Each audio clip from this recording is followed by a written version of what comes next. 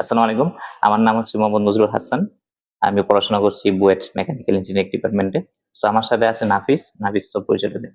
আচ্ছা, আসসালামু আলাইকুম। আমি তাসনিমুল নাফিস, পড়াশোনা করছি বুয়েট মেকানিক্যাল ইঞ্জিনিয়ারিং এ। আর আমি হচ্ছে রংপুর সরকারি কলেজ 23 ব্যাচ। সো আজকে আমরা মূলত রংপুর সরকারি কলেজ নিয়ে কথা বলবো। সো রংপুর সরকারি কলেজ থেকে প্রতি বছর যদি আমরা একটা স্ট্যাটিস্টিক দেখি যে বুয়েট, মেডিকেল এবং ঢাকা ভার্সিটিতে চান্স প্রাপ্ত শিক্ষার্থীদের সংখ্যা। সো মেডিকেলে চান্স পায় 60 থেকে 70 জনের মতো, ঢাকা ভার্সিটিতে 100 জনের মতো, আর বুয়েটে মাত্র 15 থেকে 20 জন।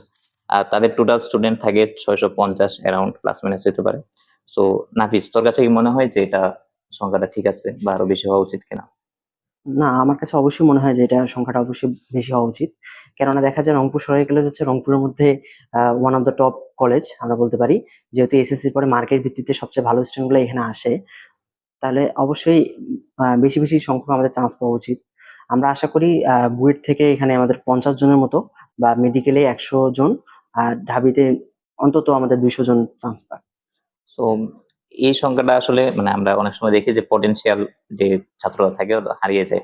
সো এটা আমাদেরকে দেখতে হবে যে যারা পটেনশিয়াল ছাত্ররা যাতে না হারিয়ে যায়। তো তোর কথার মধ্যে যে অনেক স্টুডেন্ট আছে যারা কুয়েটে চান্স পাওয়ার মতো, কিন্তু তারা চান্স পায় না। এর অন্যতম প্রধান কিছু কারণ থাকতে পারে, যেমন আমরা যে কারণটা বেশি বলি সেটা হচ্ছে যে তাদের বেসিক ক্লিয়ার না করা, ফাউন্ডেশন ক্লিয়ার না থাকা, কনসেপ্ট ক্লিয়ার না থাকা। সো এই জিনিসগুলা আমরা চাই যে সলভ করতে। হাফিজ, 25 ব্যাচের তোদের কলেজে 25 ব্যাচ যারা আছে তাদের জন্য আমরা কিছু বলতে চাই।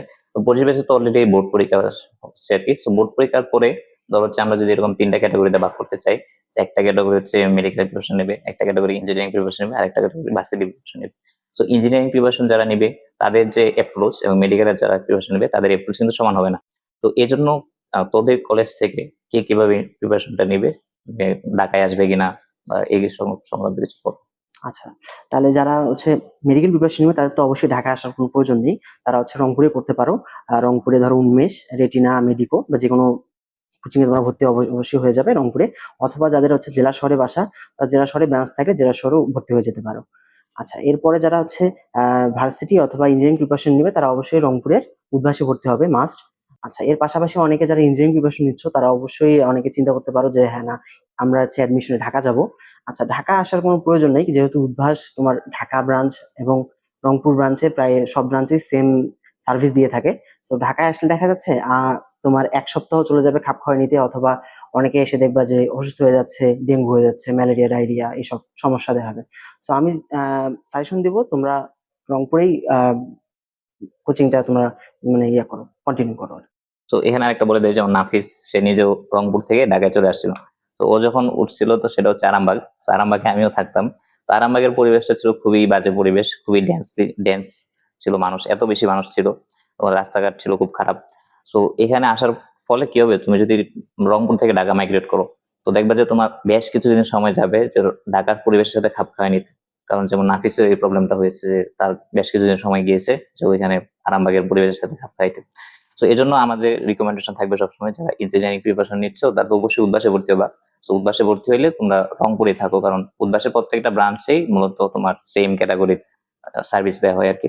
তো এখন কথা হচ্ছে যে তোদের 26 ব্যাচ যারা আছে, তো 26 ব্যাচের অলরেডি কিছু পোলাপান আছে থাকবে যারা 40 থেকে 50% সিলেবাস শেষ করে ফেলছে। আবার কিছু পোলাপান আছে সিলেবাস শেষ করতে পারছে না, বা আবার কিছু কিছু পোলাপান আছে যারা বুঝতে পারতেছে না। যেমন আমাদের 9-10 হয় কি যে 9-10 আমাদের যে সিলেবাস এবং ইন্টারমিডিয়েট সিলেবাস অনেক অনেক ডিফারেন্স, যেটা তোমরা বুঝতে পারছো। সো এখন 2টা ক্যাটাগরিতে ভাগ করতে পারি, যাদের সিলেবাস কিছুটা কমপ্লিট হয়েছে আর যারা একদমই পড়াশোনা করতে পারতেছে না। আচ্ছা, তাহলে যাদের সিলেবাস হচ্ছে মোটামুটি কমপ্লিট 50% বা তার আশেপাশে বা তার একটু বেশি, তো তাদের জন্য বলি তারা হচ্ছে যে ফ্লোতে আছে এই ফ্লোতে আগাইতে থাকো। আম, ডিসেম্বরের মধ্যে তোমাদের অবশ্যই সিলেবাস শেষ হওয়া উচিত। সো ডিসেম্বরের মধ্যে সিলেবাস শেষ হওয়ার পরে এই যে এক্সট্রা 4 থেকে 5 মাস তোমরা পাচ্ছ, এই 4 থেকে 5 মাস তোমরা ফুল রিভিশনে ফোকাস দিতে পারবো, অথবা অ্যাডমিশনের কিছু প্রিপারেশন নিয়ে নিতে পারো। আর যাদের হচ্ছে তোমার 10 থেকে 20% সিলেবাস কভার হয়েছে, বা ফার্স্ট ইয়ারে সেরকম ভাবে পড়ো নাই, অথবা দেখা যাচ্ছে সময় নষ্ট হয়ে গেছে অনেক, তো তাদের জন্য বলি এখন থেকেই তোমরা পড়াশোনা শুরু করে দাও। আমরা তো আছি তোমাদের পাশাপাশি। তোমরা আহ, পড়াশোনা ফুল ফোকাসে রাখো, আর যদি কোনো সমস্যা হয় তাহলে আমরা অবশ্যই আমাদের গ্রুপে, মেসেঞ্জার গ্রুপে জানাতে পারবো।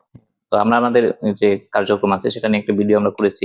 তারপরে এখানে আরেকটু ছোট করে বলি যে আমাদের মেসেঞ্জার গ্রুপগুলো আছে সেখানে গাইডলাইন, তোমার যে প্রবলেমগুলো আছে, তুমি কিভাবে পড়া উচিত, ম্যাথ কিভাবে পড়া উচিত, ফিজিক্স কিভাবে পড়া উচিত, সেগুলো তুমি তোমাদের যে তোমার কলেজের বড় ভাইরা আছে, তোমাদের কলেজের নাফিস আছে, তারপর আরো কয়েকজন আছে ঢাকা ইউনিভার্সিটি মেডিকেল, সো তাদের কাছ থেকে তুমি জেনে নিবা। তোমার কলেজের বড় ভাই হওয়াতে তারা তো জানে যে তোমার কলেজের আশেপাশে পরিবেশ কি। তারপরে আমাদের যে ফেসবুক গ্রুপ আছে ওইখানেও তুমি তোমার কোয়েশ্চেন গুলো করতে পারো, যদি তোমার কোনো সমস্যা থাকে, একটা ম্যাথ পারতেছো না বা একটা ফিজিক্সের কিছু সমস্যা থাকে, ওইগুলো পোস্ট করতে পারো, আমাদের ইনস্ট্রাক্টর যারা আছেন তারা তোমাদেরকে অ্যান্সার দেওয়ার চেষ্টা করবে। সো এখন লাস্টে যেটা আমরা বলতে চাই সেটা হচ্ছে 27 ব্যাচ। তো 27 ব্যাচ তো অলরেডি আসে নাই রংপুর সরকারি কলেজ, তো তাদেরকে নিয়ে আমরা কিছু পরিকল্পনা করতেছি। সো তাদেরকে নিয়ে কি করা যায় বলে তো। আচ্ছা, 27 ব্যাচ যারা আছে, 27 ব্যাচ তো মাত্র এসএসসি দিল। সো আমাদের তাদের নিয়ে একটা দীর্ঘ লং একটা পরিকল্পনা আছে। সো যখন ওরা আমাদের কলেজে অ্যালোকেট হয়ে যাবে, সাথে সাথে আমাদের সাথে কার্যক্রম আমাদের শুরু হয়ে যাবে। সো আমরা শুরু থেকেই যাদের একাডেমিক থেকে একদম শুরু থেকে আমরা অ্যাডমিশন মতো যাতে আমাদের তাদের পাশাপাশি আমরা থাকতে পারি আর কি। সো আমরা 27 ব্যাচকে নিয়ে আরো বেশি পরিকল্পনা করতেছি, যাতে করে, কারণ কি যে আমরা একটা স্টুডেন্ট 25 ব্যাচে যারা আছে, তো 25 ব্যাচে অলরেডি 2 বছর সে পড়াশোনা করছে। তো 2 বছর পড়াশোনা করার পরে এখন কিন্তু আমি চাইলে তাকে চেঞ্জ করতে পারবো না, কারণ বা তাকে চেঞ্জ করা অনেক কষ্ট করবে। কিন্তু যখন আমি ইন্টারমিডিয়েট থেকে তাকে আমি ধরিয়ে দিতে পারবো যে এটা এভাবে পড়া উচিত, ফিজিক্স এভাবে পড়া উচিত, ম্যাথ এভাবে পড়া উচিত, কেমিস্ট্রি এভাবে পড়া উচিত, তখন 2 বছরের যে পড়াশোনা আছে এই পড়াশোনাটা একাডেমিক লাইফে ভালো করে করতে পারবে, দেন ওইটা এডমিশনে এসে অনেক কাজে লাগবে। কিন্তু যখনই আমরা যেমন এইচএসসি 26-এর ক্ষেত্রে আমরা এটা চাই যে 26-এ অলরেডি অনেক সময় আছে, তো নাফিস আছে বা কি যারা আছে আমাদেরকে সাহায্য করবে। তো আর লাস্টে একটা কথা বলতে চাই যে আমাদের চ্যানেল, নতুন চ্যানেল, তো সাবস্ক্রাইব করে নিও সবাই। তো আর কিছু বললি কিনা নাফিস? আচ্ছা, তো আমাদের এই জার্নিতে আমাদের সবাই সাথে থাকিও। 25 ব্যাচ, 26 ব্যাচ বা 27 ব্যাচ যারাই দেখতেছো, আমাদের সাথে হয়তো জার্নিটা তোমাদের শুরু করো। সবাই ফেসবুক গ্রুপে জয়েন হয়ে যাও এবং ইউটিউব চ্যানেলটা সাবস্ক্রাইব করে দিও। আসসালামু আলাইকুম। আসসালামু আলাইকুম।